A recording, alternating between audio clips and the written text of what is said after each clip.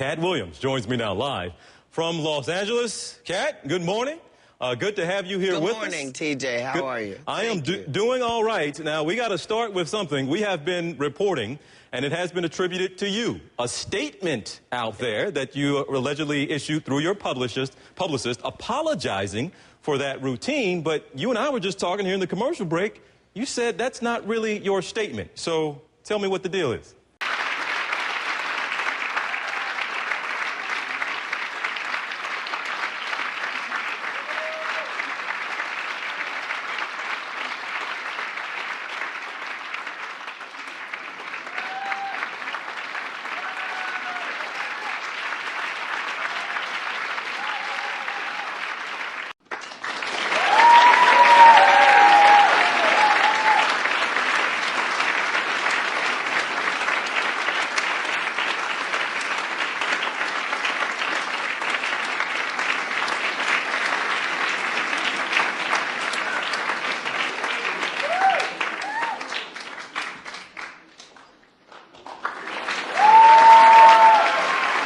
What's the difference between a wet raccoon and Donald J. Trump's hair? A wet raccoon doesn't have $7 billion fucking dollars in the bank. Involved, excuse me, my turn. You said you went to Delaware State, but you forgot the name of your college. You didn't go to Delaware State. You graduated either the lowest or almost the lowest in your class. Don't ever use the word smart with me. The total initiative relative to what we're going to do with more Border Patrol and more asylum officers. President Trump? I really don't know what he said at the end of that sentence. I don't think he knows what he said either. And your father was never considered smart. He was never considered a good senator. He was only a good vice president because he understood how to kiss Barack Obama's ass. Are you ready? Can I talk? Yeah, what's the answer? Do you mind? I would like for you to answer the question. Okay, it's very simple to answer. That's why I asked it. It's very simple to, you're a nasty person. Don't be rude. I'm not going to give you a question. You are fake news. If I were running The View, I'd fire Rosie. I mean, I'd look her right in that fat, ugly face of hers. I'd say, Rosie, you're fired. You've called women you don't like fat pigs, dogs, slobs, and disgusting animals. Your Twitter account. Only Rosie O'Donnell.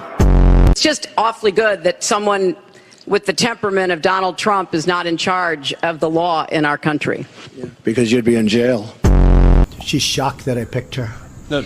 She's like in a state of shock. I'm not thinking, Mr. That's President. okay. I know you're not thinking. You never do. She was big on defund the police. In Minnesota, she went out. Wait a minute. I'm talking now. If you don't mind, please. Does that sound familiar? His visceral response to attack people on their appearance, short, tall, fat, ugly. My goodness, that happened in junior high. Are we not way above that? Would we not all be worried to have someone like that in charge of the nuclear arsenal? Mr. Trump? I never attacked him on his look, and believe me, there's plenty of subject matter right there.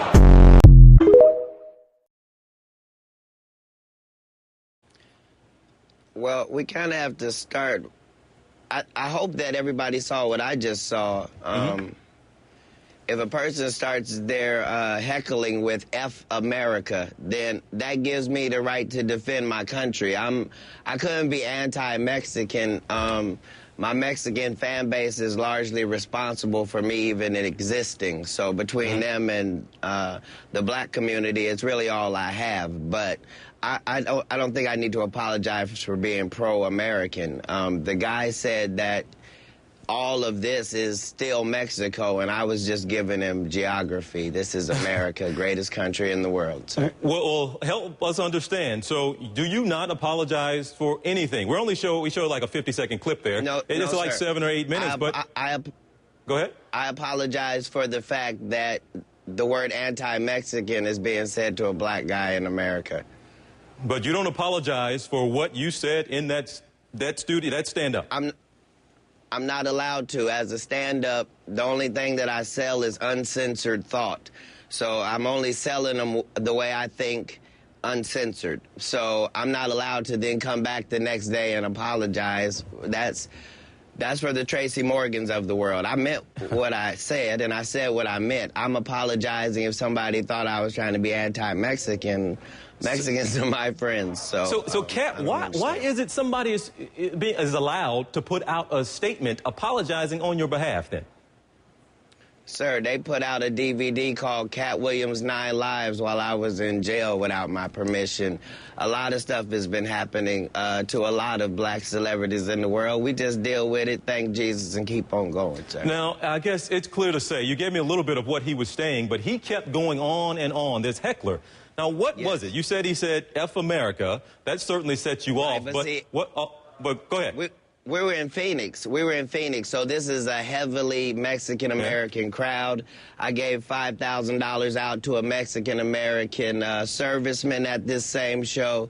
It was nothing like that the night of the show. This happened 19 days ago. It's just happening in the news yesterday because it's my birthday. Well, help me understand that. What was it? Because it's clear that you were visibly upset. And you said you're a proud American, you defended this country. So is that essentially what it was? He was clearly out of line in your opinion, but he really got you hot. I was offended because he was making a statement that we're not allowed to make in this country. In this country, you have to pledge allegiance to America first and your country of origin second. And so the fact that he was blatantly disrespecting the law that we all follow, black people worked too hard to become black Americans in this society, and we were slaves here. And we did a lot of free work. Whatever they did was in another country, and we certainly applaud their history, but don't come here talking to sons of slaves about that. And if there's something anti-Mexican about what I said, then I apologize for the anti-Mexicanness of it. I was talking to one individual. I guess that's part of it, that or at least one line in there that did get some people probably upset more so than others, because a lot of people familiar with your comedy. I am as well. I didn't hear a whole lot that was, you know, a departure from some of the other stuff I've heard you say in routines before, but you did say, we were slaves, speaking of black people, y'all just work like that at the landscaper. Even that statement, you don't apologize for that one either? You think that one got too close to going over the line? I can't apologize for it even if it was close to the line, because at the end of the day, I wasn't there to make racial conversation. I was there to tell a joke. The joke was, if Mexicans love America, could they give black people Mexico? That was the entire joke, because we'd love it and it's real close. We couldn't go back to Africa because of the flies. That was the joke. None of that's airing on the tape. This is an hour-and-a-half show, sir. Now, would you, do you understand, at least some people hearing that, and you were talking to one guy.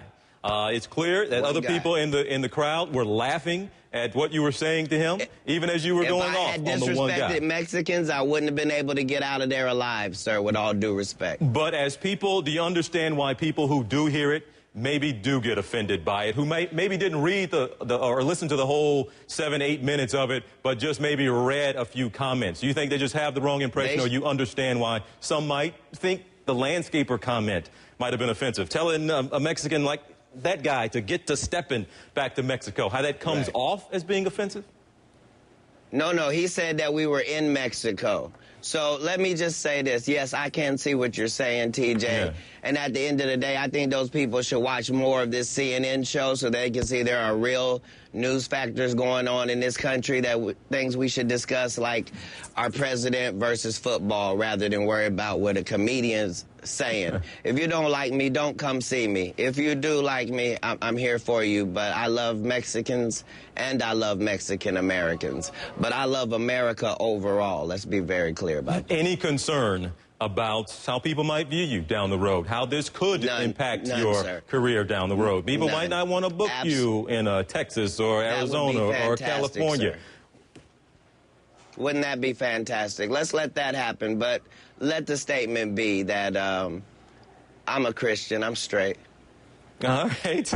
Well, we will leave it there. Again, I'm glad we got to clear it up, because we have been, Katt, this morning. Thank you, TJ. We have been talking about this morning an apology that Katt Williams sent out, and you're telling me that was not your apology, so that's important to note this morning. I just made my apology, TJ, live in front of CNN.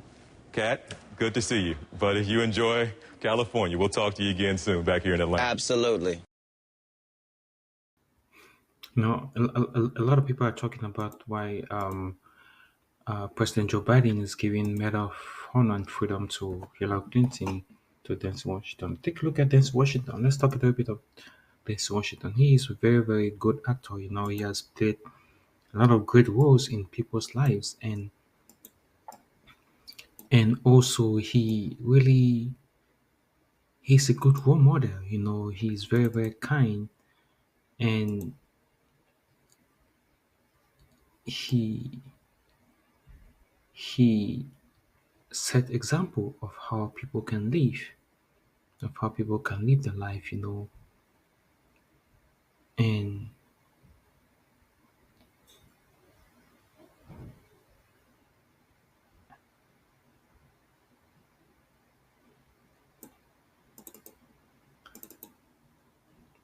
of how people can live their lives, and of how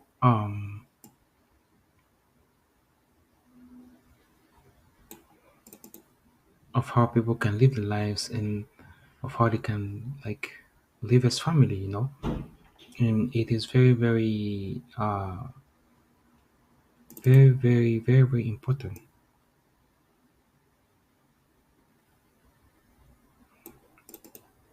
It is very, very important to have a role model in the media. He's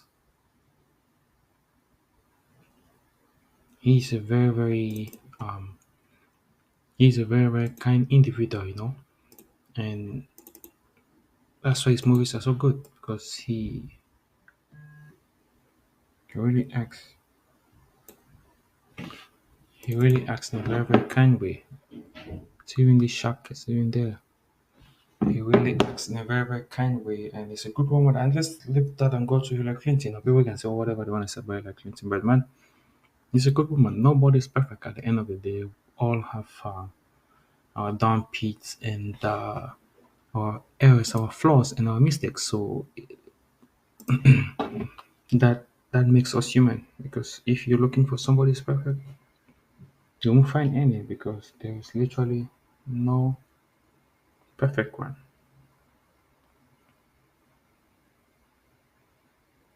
There's literally no perfect one. We all are imperfect. We all struggle. We all make mistakes, and we all are working towards perfection or trying to improve. We can say whatever we want to say, but being perfect, it's not easy. I'll say that being perfect is not easy. Finding perfection is it's difficult. So now we live on earth, right, where we make mistakes, but slowly and surely we are working towards perfection, and one day we will reach perfection. But Denzel Washington is a very good role model. Hillary Clinton too. You can say whatever you want to say back in 2016, and she's a good woman too. And people will say whatever they want to say about George Soros. He has done a lot of great things, So nobody's perfect at the end of the day. We all have flaws. We all make mistakes, and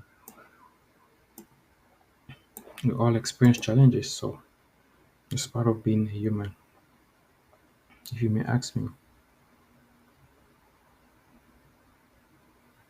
And thank you, President Biden, for really giving them a Medal Honor of Freedom. It's a very great accomplishment, and I think Obama gave one to Archbishop Desmond Tutu. I think the late Archbishop Desmond Tutu, he played a lot. I think even Nelson Mandela to have it. They gave it to astonishing people, and people say, why did they give Hillary Clinton? She's astonishing. Why did they give Joe Soros? Joe Soros has done a lot of great things, although a lot of people will say that he has done a lot of evil things, but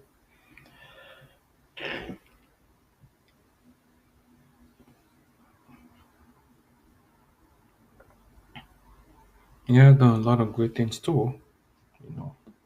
Thank you. And congratulations to the Medal Honor recipients. Thank you.